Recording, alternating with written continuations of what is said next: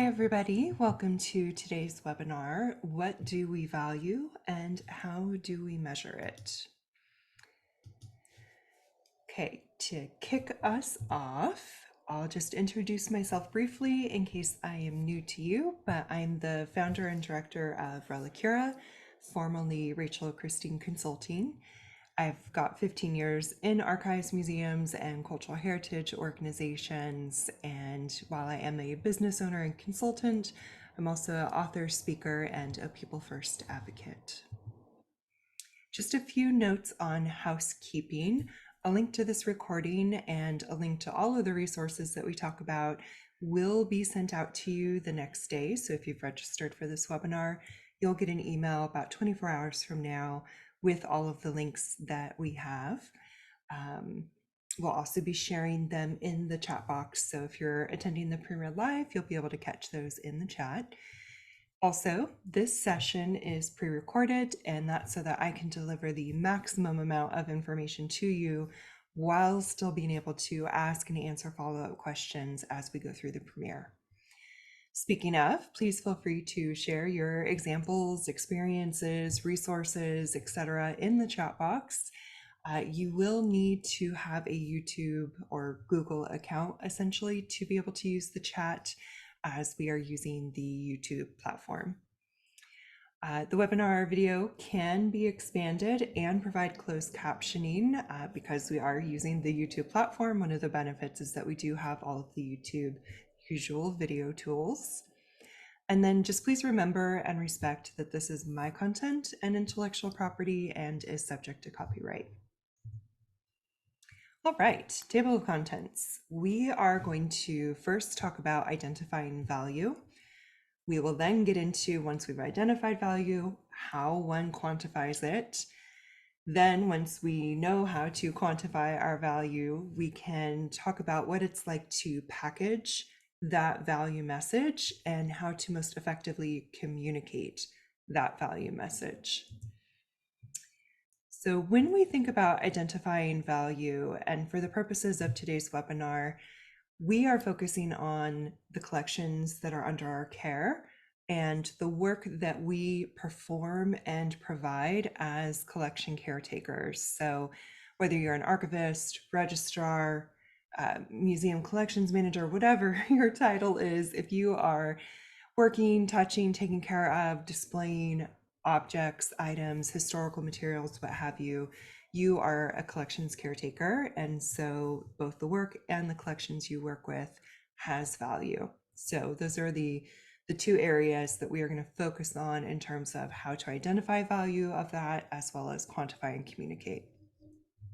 So for us as collection caretakers, what we value is collections centric. So collections care, collections management, and collections access, like the trifecta of our work and what it is that we do. And it's very collections focused and is sometimes value that we think is obvious and that everyone should just naturally assume and get that there is value both in the collections and the work we do. Our experience, however, shows that that assumption or that translation of value understanding is just, it's just not there. And we need to do a better job of learning how to translate that for anybody who is not a collections caretaker. So this slide is to point out that our point of reference as collection caretakers is going to be different than those that we need to translate the value to. So when we talk about value with non-collection caretakers, they externally think that value equals revenue. So any sort of value is going to be tied to a dollar amount. For museums, archives, academic, nonprofit arena, revenue can look like earned income from memberships, tuition, retail, attendance, special events, any sort of bringing people in, sort of ticketing. It can also mean charitable income, so grants, donors that can help provide income that is not tied to a specific event for the museum or archives, but more typically a project. And then government funding, which can also be grants, depending on if it's municipally funded. It can also look like bonds, levies, and line items in a municipal budget that's set aside for like a city archives or historical society. So when we're talking about value and it equals revenue, when we are thinking about revenue, these are the types of income streams that are bringing in that revenue. So for our shared frame of reference as collection caretakers, this is what other people think about when we are talking about value. Okay, so that's what we're talking about when we're thinking about revenue. We're thinking about how are we bringing in these income streams. And for us as collections caretakers, we may not be playing a central role in those revenue events, like we may not be selling the memberships directly. However, our work as collection caretakers certainly help to support the majority, if not all, of these revenue creating events. So step one of us starting to translate and quantify our value is identifying how we support revenue events, even if it's a step or two removed from direct support. As we start identifying those events, we need to map out how our work supports each of them. So if your revenue events are helping to maintain museum membership, if it's to help bring in grants, the next part is to actually articulate out what those events are and how you, like, what is it that you are doing or how is it that you are supporting each of those. And then finally, brainstorm how you can adapt your work to better support revenue events. So if once you've gone through steps 1 and 2, you're finding only about half of your work you can articulate has a direct tie to bringing revenue in, I encourage you to do some more brainstorming, some more adaptation of some of the work that you do, and really ponder and capture the work that you're doing and how it does tie to revenue. Because if you're finding only like 50% of the activities that you're doing as a collections caretaker counts towards supporting a revenue event, I encourage you to get a little bit more creative in thinking about how your work supports that. So a good exercise to go through. And I have a resource here for TrendsWatch 2020 from the American Alliance of Museums. One of their areas of focus, one of their trends was the future of financial sustainability. And it does a great job providing a bit of a synopsis on the various income streams and some creative ideas of how to bring in some both traditional and then more innovative revenue streams. So if you need some ideas or need some resource help, that's a great one to check out. Okay, so in case you need a couple examples to get you going, here are a few. So first one, an archivist supporting the university celebrating its sesquicentennial.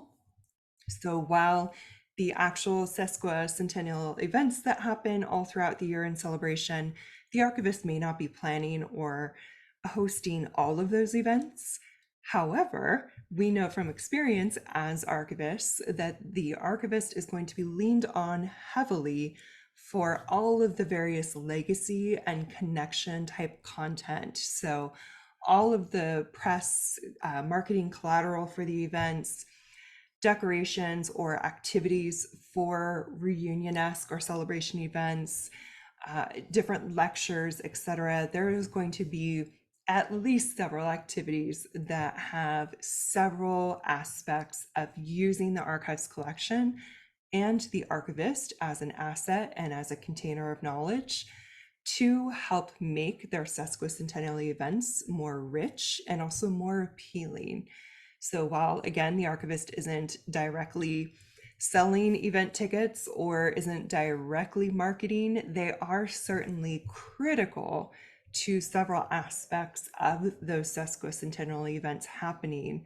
And therefore, while one step removed, are actually a significantly impactful player when it comes to bringing in revenue for this type of year of events. Second example, a registrar or archivist cataloging collections in a collections management system. So this is one of the bread and butter type of project activities many of us do, regardless of our collection type. And it can seem dry, boring, difficult to understand, unattractive to anybody who is not a collections caretaker. And so translating that into, okay, doing this cataloging, making these collections available online, they may not drive direct revenue. Like, unless you're selling access to your museum catalog, you are not going to get direct revenue. However, having your collections online, having great intellectual control via the CMS of your collections, that does lead to supporting different revenue events, such as a museum exhibit. So whether that is driving people to the exhibit in person or offering supplemental digital materials to an in-person exhibit or an entirely digital exhibit at this rate, all of those would not be possible without the work that you're doing cataloging the collections into the CMS. So while not a direct revenue bringing in of that revenue, certainly a critical supporter. And final example here, as an educator, librarian, or archivist, supporting curriculum development. So if you especially are a museum or are a academic institution that has a historical or art-based collection, helping to create and support the curriculum for whether it's K through 12 or graduate level, having the collections be used in that way doesn't necessarily drive direct revenue, but it does drive ancillary revenue, whether that is grant funding to help develop or use that curriculum, to the universities partnering with the different schools and having this school district or university have lines in their budget for the co-development of this curriculum. So there are some very second level ties to the collection and what we do with it and how it can help bring in not just interest, but dollars. So I want us to take a step back for a moment, especially since we're not used to talking about revenue and income streams quite as much as I just did in these last 5 minutes. Take a step back and think about the revenue in general, and specifically these income streams that I've outlined that are the most typical for museums and archives and cultural heritage institutions.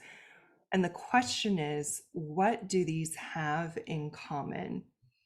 And as we look at them, what sort of aspects of these revenue events, what is required? What has to be there in order for the revenue event to happen, in order to bring in the money?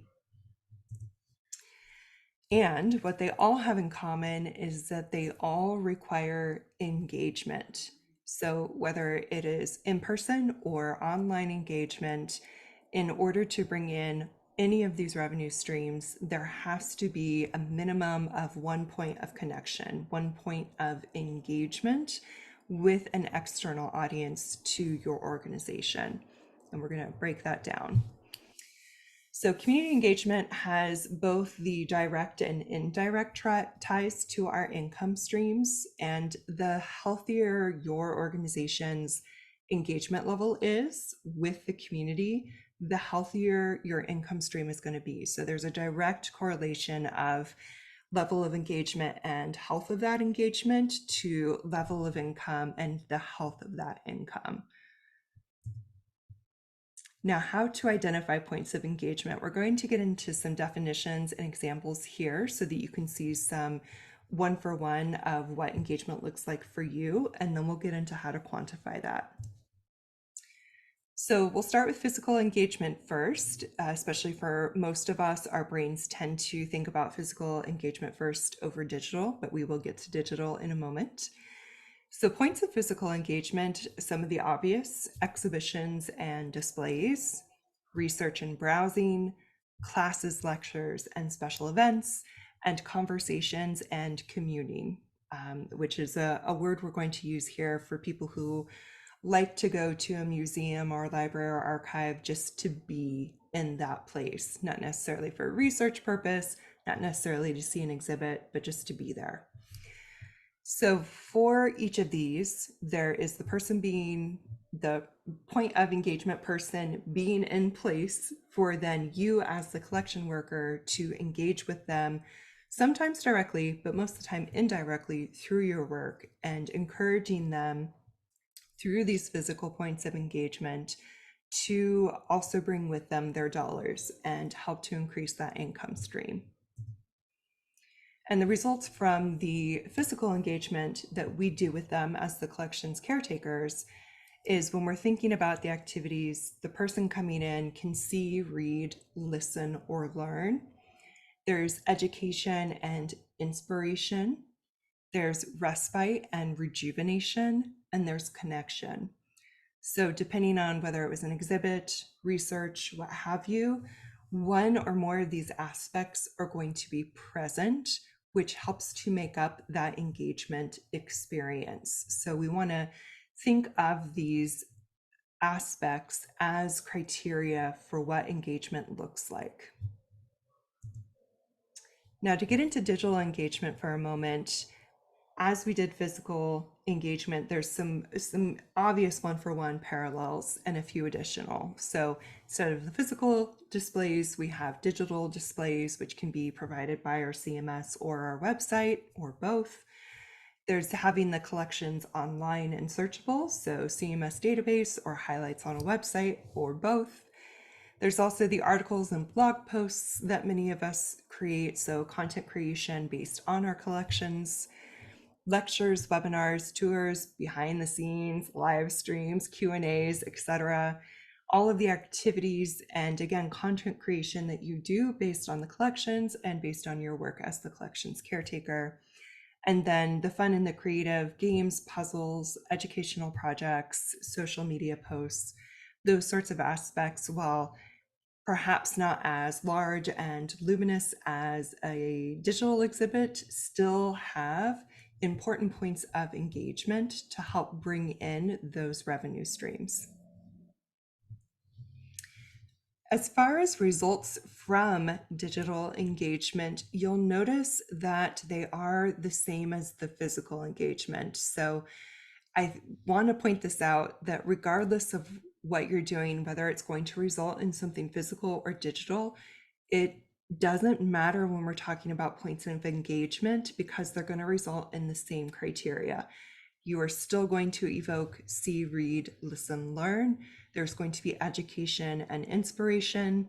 There's going to be respite and rejuvenation, and there's going to be connection. So regardless of what sort of physical or digital arena that you are in, you are going to have these criteria of engagement.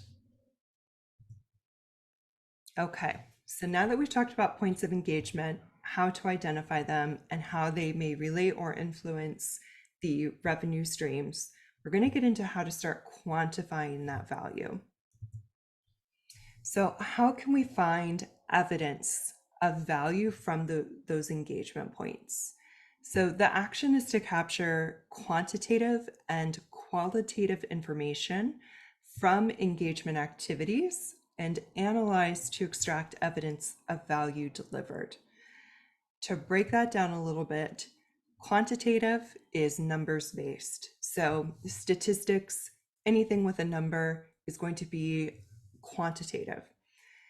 Stories, anecdotes, anything that does not have a number associated but still helps to convey the value of what it is that you're doing or your collection, that is going to be qualitative. We're going to need both of those elements for value, and we're going to communicate both of those elements. So just hang on to those, because we will bring them with us. And then I want you to think about, of the engagement activities, the physical and digital engagement activities that we just covered, for the ones that are relevant to you, how can we break those down and figure out how they're leading to bringing revenue in for your museum, your school, your nonprofit, wherever it is that you're at. So quantifiables, thinking about the numbers for a minute. These are typically the top ones to think about. They are perhaps the most easiest to gather. So I recommend you start here, but I also recommend you giving it some creative brainstorming thought as well, because inevitably there are going to be numbers you could find elsewhere that are maybe not as obvious, but also just as interesting or impactful. The first one, visitor numbers, the repeated and the unique. So visitor numbers, whether it's physical or digital, they could be the one-time tourist, or they could be the repeat membership card carrier, but having a sense of who your people are that are coming through your door, whether it's a physical or a digital door. We also want to take a look at duration. How long are people spending in your museum, whether it's in person or online? And with that duration, is it quality duration or not as quality, which is a bit more subjective, of course, but interesting to think about in terms of how long is long enough to be a point of engagement that's of value. Third one, increase in visitors, viewing, or duration. So any of those first two numbers, if there's any sort of increase, elongation, um, any numbers trending in the higher and the right direction, that is all worth noting and can definitely show a trajectory of something's going really well or like we need to adjust something.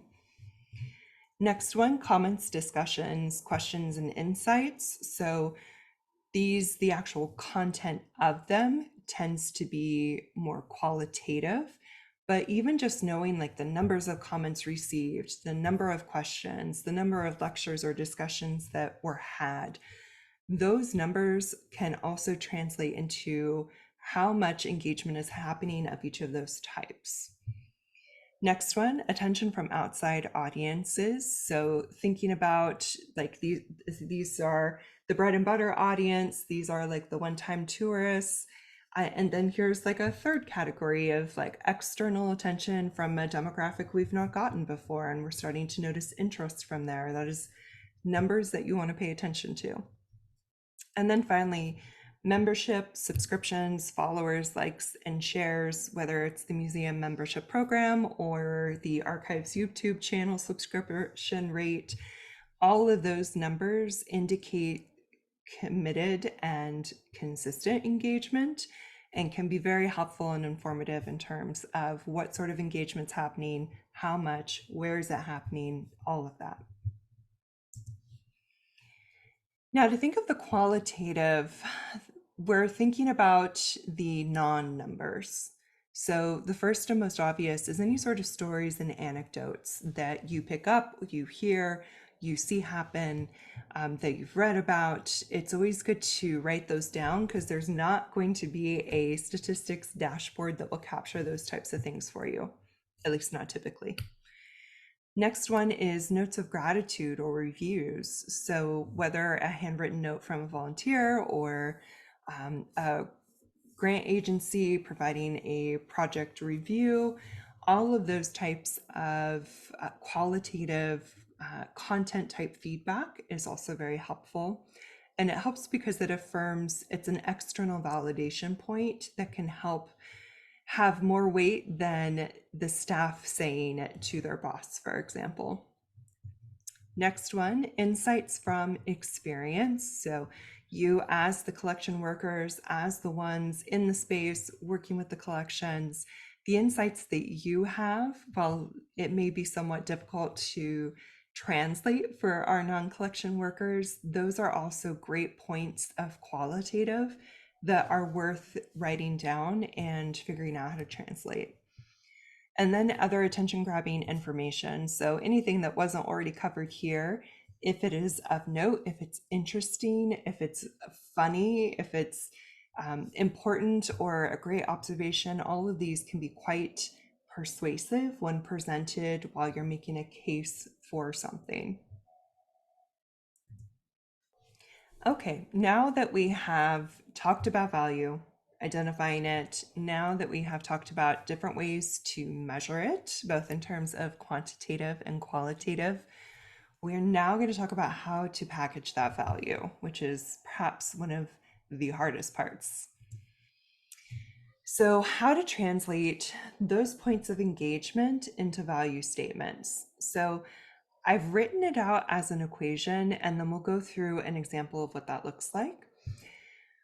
We did X action, so X being a part of the equation, and it provided Y value that Z numbers of our community to and insert a verb.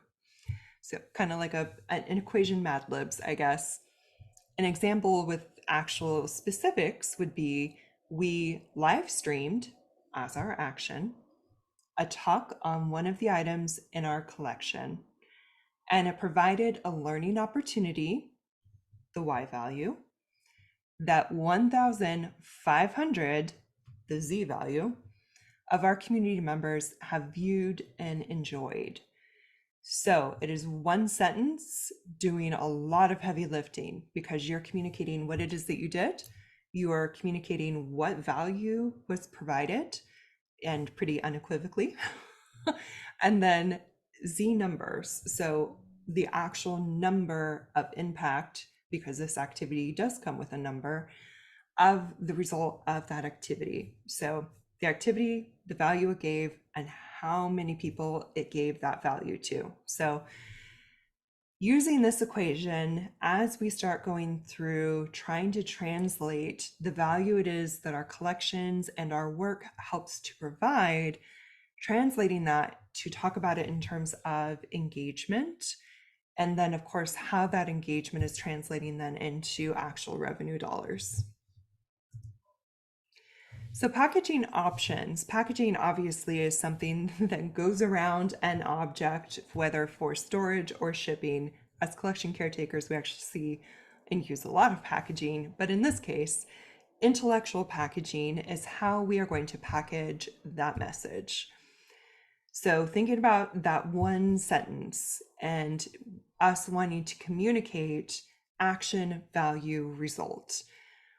These are the different packaging mechanisms that we could use, and then we'll get into how to choose the most effective format for your message. So first, and perhaps most obvious one for us, is reports. We love reports. So whether it is a department annual report, whether it is a end of project report, what have you, reports are of course the first thing we think about when we think about trying to chronicle the work that we've done and why it matters. The next most frequently used, if not most obviously thought about, is the emails that we send. So whether it is an email to our boss or an email out to the rest of our institution, perhaps announcing an exciting new project, or you just got a new grant, our emails are frequent communication mechanisms that we can use and should use for communicating our value on a more regular basis. Another one to think about is infographics, especially for communicating to people who are not necessarily moved by words and they're more moved by visuals. Having infographics can be very helpful because it synthesizes your message into one page, and it is usually much more visual than a report. Again, as collection workers, we tend to be very detailed and very narrative heavy. And while that is wonderful in many regards, it is usually not as helpful or as effective when we are trying to communicate with people about what it is that we do and what its value is. Another thing to think about is presentations. So whether it's internal presentation, whether it's external, how can we use those presentations to frame the collections and the work that we do and what value it brings? Also, blog posts, articles, so informal, peer-reviewed, you run the gamut. But these are excellent non-report mechanisms where you can provide a bit more narrative or content around the simple equation of what it is that you do, what is the value of it, and what is the result. And then, of course, press releases, especially if you're part of any sort of larger organization, while it can be great to share fun news, internally in your organization, I also encourage you to try and share as much good news as possible externally as well. It's not something we typically think about as collection workers, I've noticed, sort of behind the scenes, which has its own appeal, but it just means we don't think about press releases as much. All right, next thing to consider is who are you communicating with? Because depending on who it is, and we'll get into motivations in a minute, will change your answer or should change your answer on how it is that you are packaging your content.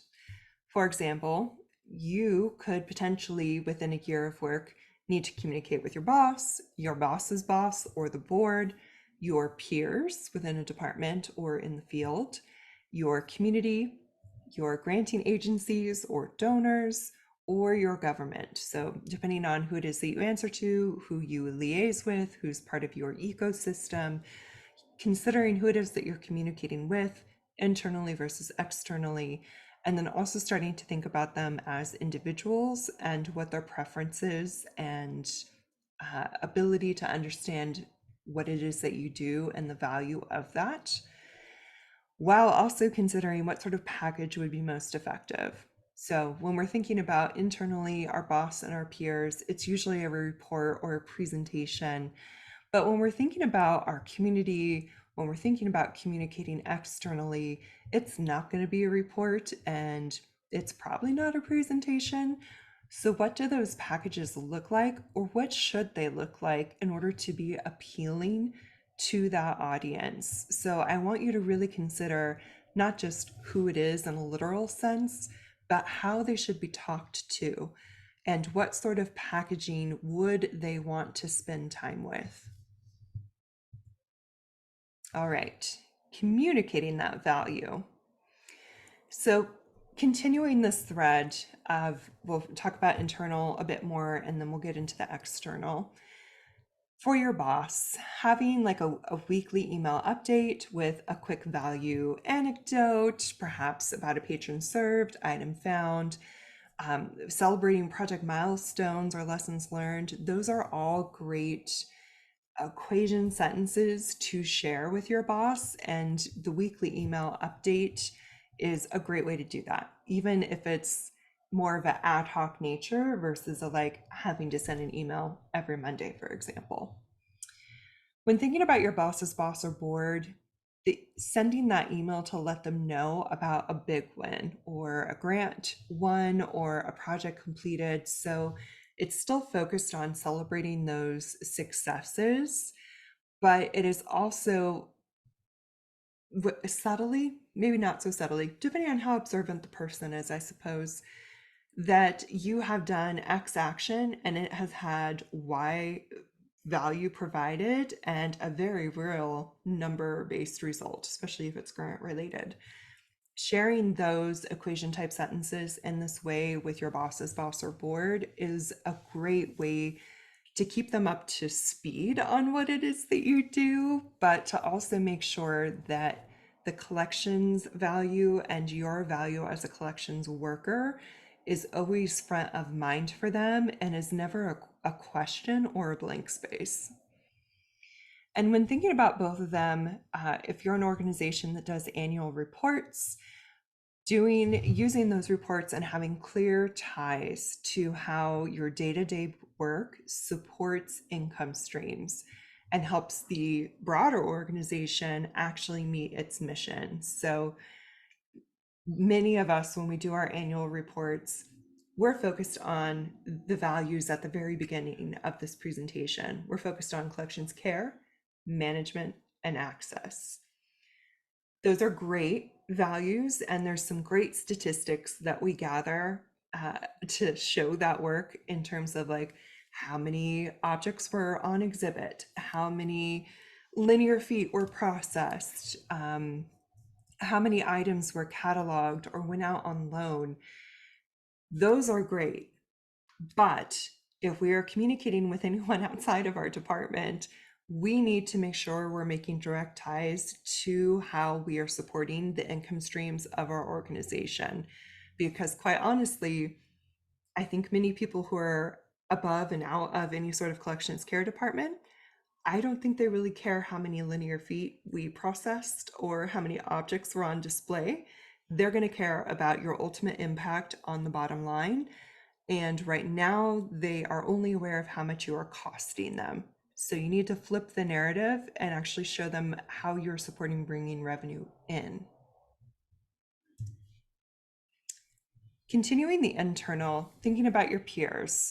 So this can look like a variety of things, usually email or now for people, Teams, Slack, whatever sort of communication channel has now been established at your organization, providing fun, ad hoc, or somewhat timely, behind the scenes, fun anecdotes, aha moments, cool stats. Like, quite honestly, if it makes you excited as a collections worker, this is the area and audience that I would encourage you to share those geeking out moments with. So whether it is with your internal peers or sharing it with the field on like a Facebook group, I encourage you to do that. That helps make you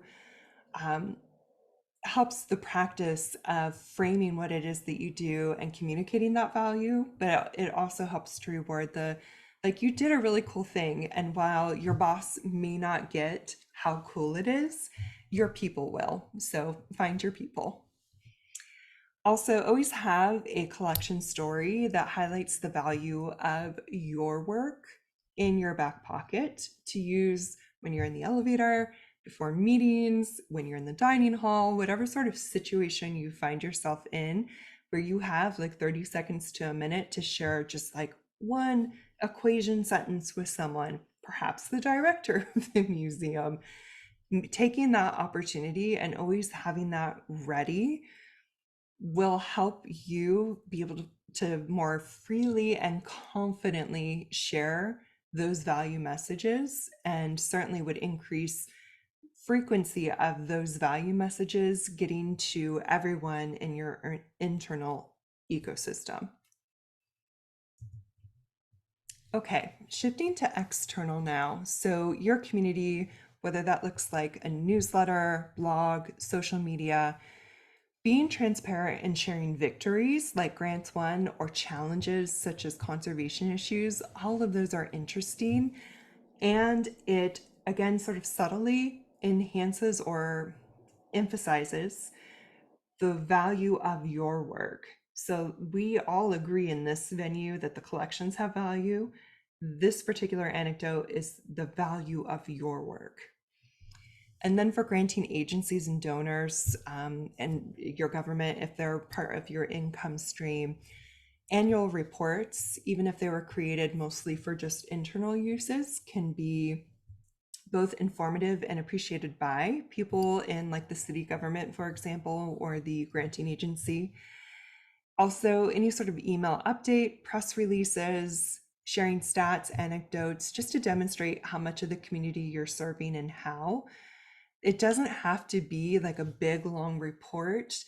Quite honestly, people love getting good news. So as long as you're not emailing them every day with good news, which I guess that would be a happy problem. But my point being, nobody's going to be super mad about getting emails about how awesome you're doing, especially if it's in service of a shared community. So your city council, for example, is going to love how much you're helping or being available to or engaging with your shared community.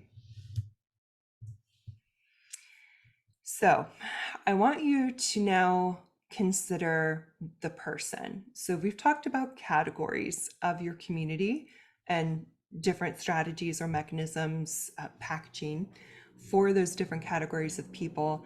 And now I want you to think about who that actual person is, that specific person, and ask yourself, what is their motivation and what are they basing their decisions on?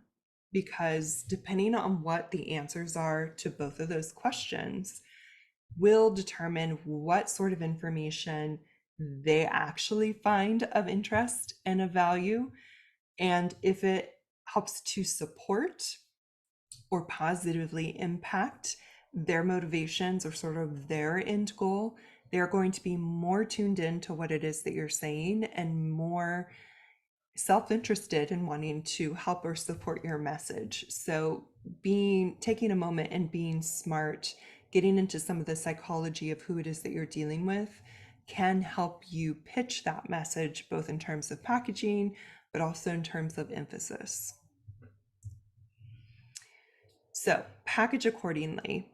Typically, for most people, their answer to what motivates them is going to be one or more of these things.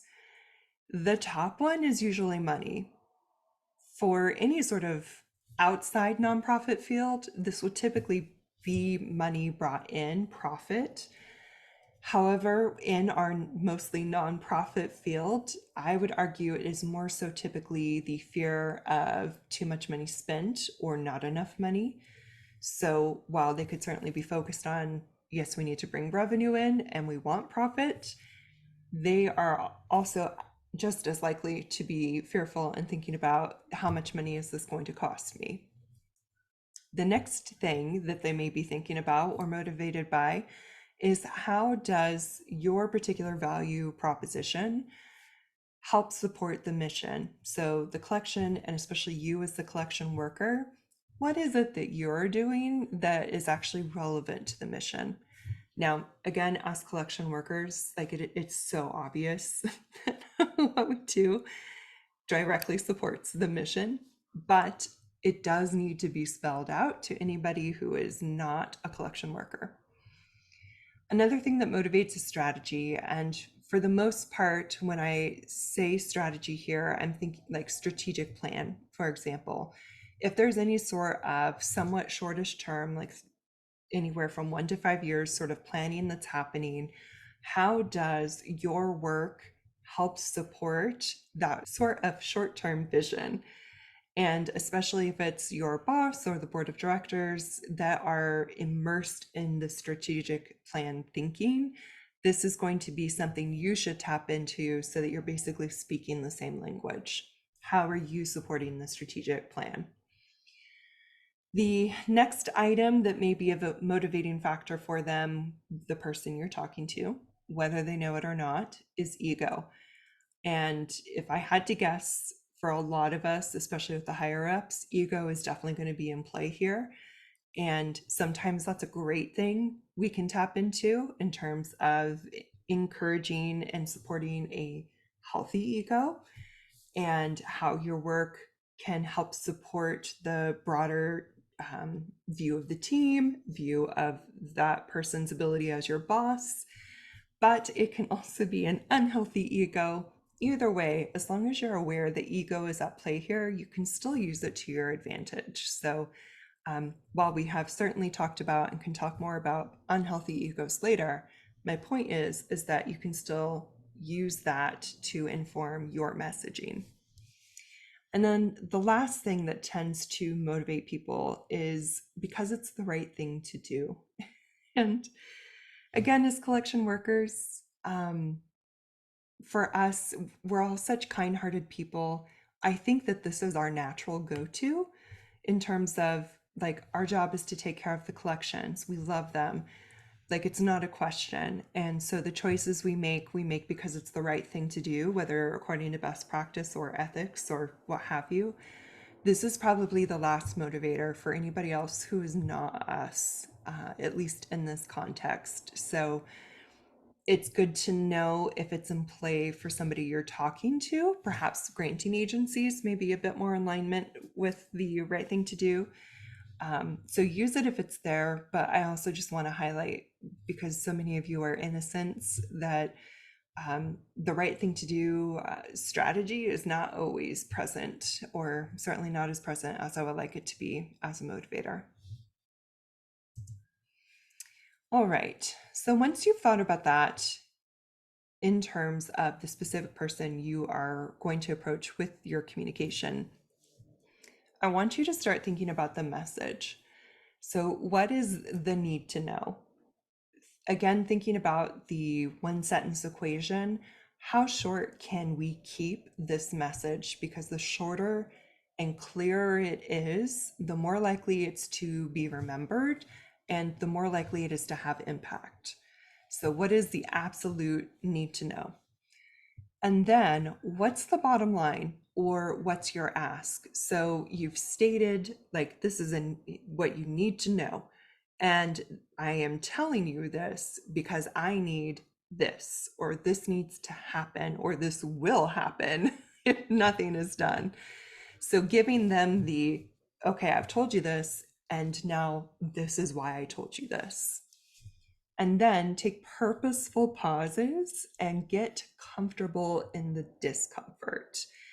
Quite honestly, this is going to be, I think, the hardest part for many of us, myself included. And I encourage you to think of it as a practice, like yoga is a practice. I want you to practice taking a beat and letting your boss or whoever's on the other side sit in the discomfort of the quiet. Because if you've told them what they need to know, and if you have then told them why you told them that, what it is that you need, it is now their turn in the social contract to respond to that. And you need to give them the opportunity, the pause to respond to you. Because what we tend to do as collection workers and as people who are typically a bit more anxious about communicating needs and communicating with people who are perhaps higher up, we tend to just continue talking. And while we may have done a great job stating the like need to know and the what I need part, we will just keep on talking and talk ourselves and our boss or whomever out of whatever it is that we asked for. So I want you to try and short circuit that and give that pause, sit in that quiet, because according to the social contract, it is now that other person's turn to react to what you said. And so we need to give them an opportunity to take on that message and then respond, hopefully in a very positive and affirming way. So to leave you with just some good communication tips: be clear, be concise, be consistent, and be on mission. So when you are communicating with people, and especially if it's like a verbal with another human in real time, having those clear, concise comments or tidbits, conversations, and making sure that you're staying on topic, on mission, will help keep your overall message clear.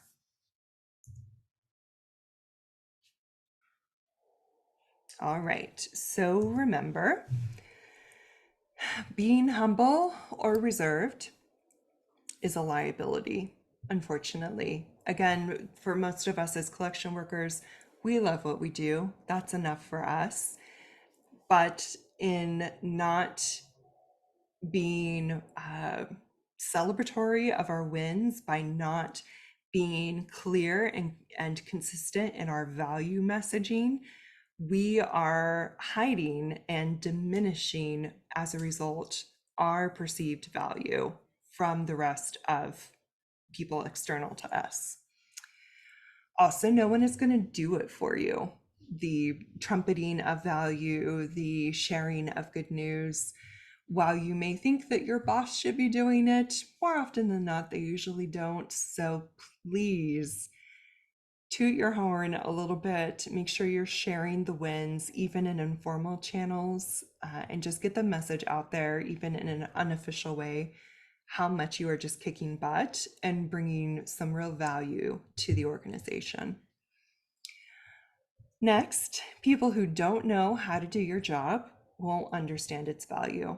And that's probably a universal truth, not just for us as collection workers, but it is perhaps harder because the language we tend to use when we talk about our work is just not regular human comprehensible.